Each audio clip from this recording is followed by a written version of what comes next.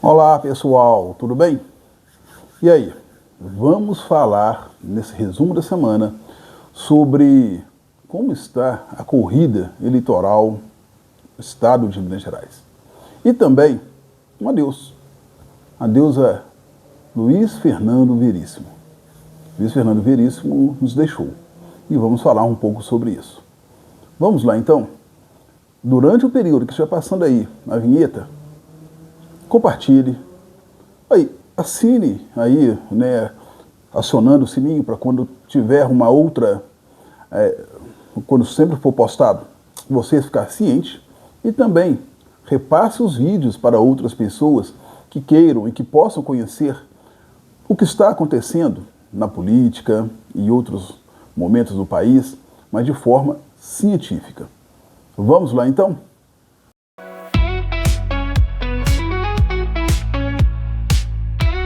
Bom, veja essas imagens.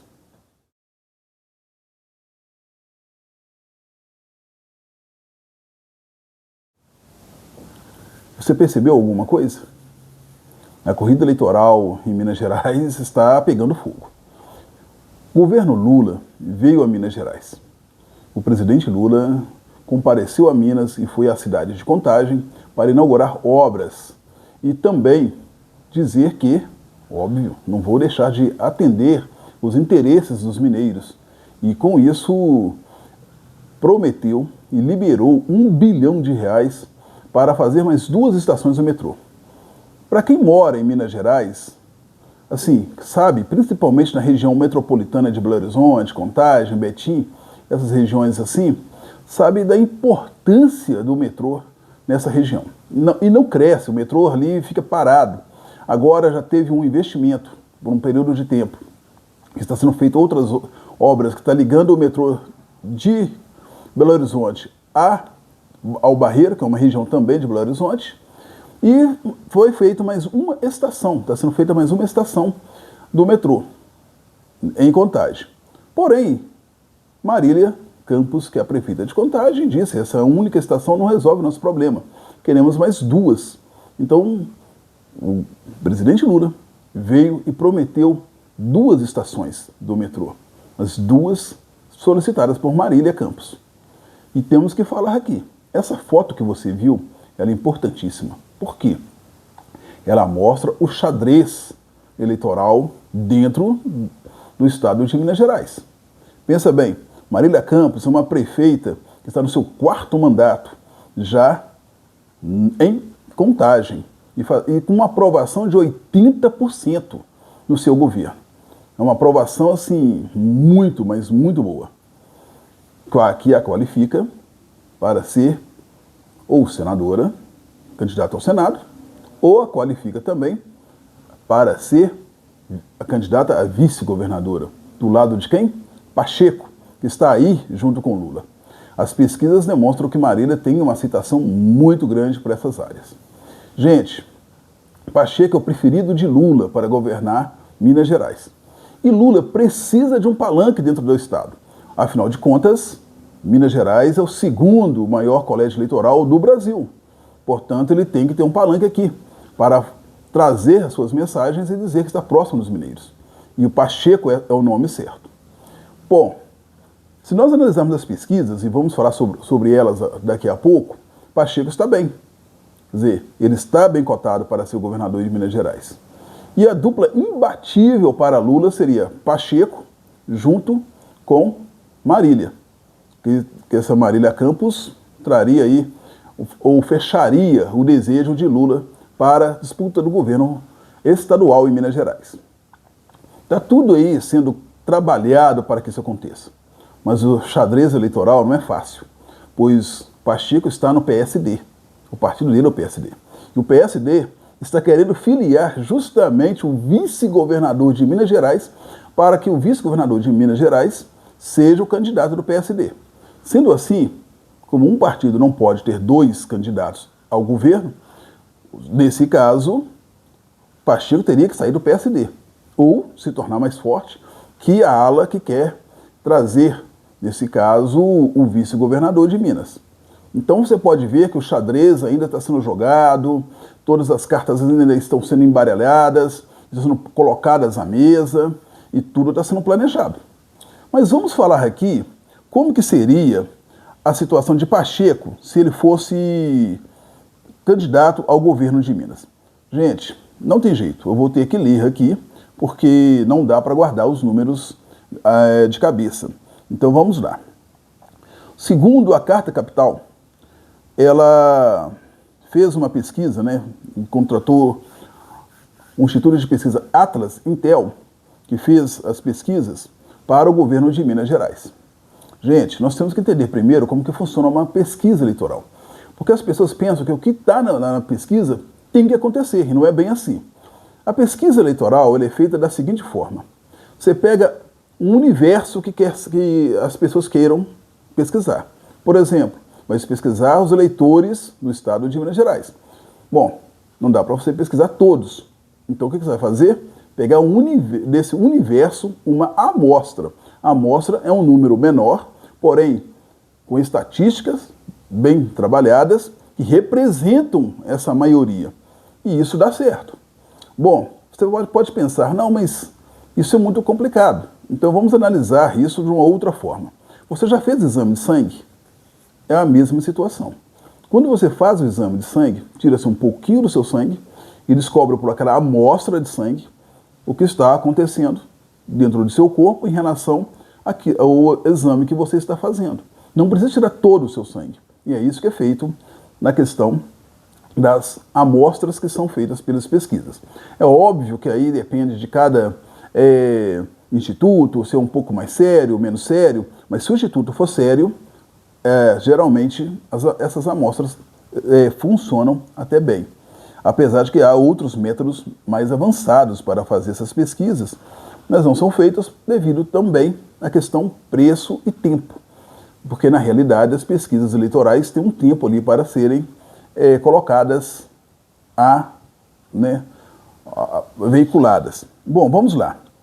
Segundo esse instituto, para o governo de Minas Gerais, Pacheco teria 32,8% dos votos e Nicolas Ferreira 30,1% dos votos. Cleitinho 14,1%, Alexandre Calil 8,3%, Matheus Simões, que é o governo de Minas, pensa bem, ele está no governo de Minas, 5,3%, mas o Matheus Simões também não está sendo bem conhecido. Aécio Neves 3,5%, Tadeuzinho 0,4%, e brancos e nulos 3,5%, e não sei, foi colocado ali com 0. Gente, é importantíssima essa pesquisa, como eu falei, ele é uma amostra do momento. Aqui o vice-governador de Minas não é conhecido ainda por todos os mineiros, também ainda não foi veiculado que o Pacheco será o candidato de Lula ao governo de Minas Gerais, também Nicolas não falou que é candidato, portanto, nesse momento, essa seria a pesquisa. Então, seriam os resultados que está sendo demonstrado. Mas demonstra claramente como que o xadrez eleitoral está sendo jogado. O xadrez está sendo aí, está tudo posto. E essa é a importância de Lula estar em Minas Gerais nessa semana, para poder ele dizer, olha, estou junto com vocês, estou trazendo investimento, e agora vamos começar a campanha depois, trazendo, se possível, para o Lula, Pacheco e Marília Campos. Sim, essa é a dupla imbatível. Mas para isso, Marília teria que desvincular lá de Contagem de ser prefeita. Será que ela está disposta a fazer isso? Vamos ver como que funciona o restante. E vamos falar do adeus a Luiz Fernando Veríssimo. Luiz Fernando Veríssimo nos deixou esta semana um grande escritor, sim, com um humor incrível. E aquele humor que quando você lê, você fala, por que não fui eu que escrevi isso? Luiz Fernando Veríssimo viveu de 1938 até 2025 e deixa obras incríveis, mas não vamos despedir de qualquer forma. Eu vou ler aqui, vocês perdoem um pouco, eu vou olhar um pouco para baixo, eu vou ler uma obra-prima de Luiz Fernando Veríssimo. chamado Um Homem Trocado. O homem acorda da anestesia e olha em volta. Ainda está na sala de recuperação. Há uma enfermeira ao seu lado. Ele pergunta se foi tudo bem. Tudo perfeito, diz a enfermeira, sorrindo. Eu estava com medo dessa operação. Por quê? Não havia risco nenhum. Comigo sempre há risco. Minha vida tem sido uma série de enganos. E conta que os enganos começaram com seu nascimento. Houve uma troca de bebês no berçário e ele foi criado até os 10 anos por um casal de orientais, que nunca entenderam o fato de ter um filho, claro, com olhos redondos. Descoberto o erro, ele fora viver com seus verdadeiros pais. Ou melhor, com sua verdadeira mãe, pois o pai abandonara a mulher depois que esta não soubera explicar o nascimento de um filho chinês. E o seu nome? Outro engano. Seu nome não é Lírio? Era para ser Lauro. Se enganaram no cartório. Os enganos se sucediam. Na escola, vivia recebendo castigo pelo que não fazia. Fizeram o vestibular com sucesso, mas não conseguiram entrar na universidade. O computador se enganara. Seu nome não apareceu na lista. Há anos que a minha conta de telefone vem com cifras incríveis. No mês passado, tive que pagar mais de R$ 3.000. O senhor não faz chamadas interurbanas? Eu não tenho telefone. Conhecer a sua mulher por engano. Ela o confundira com outro. Não foram felizes. Por quê? Ela me enganava. Fora preso por engano várias vezes. Recebia intimações para pagar dívidas que não fazia.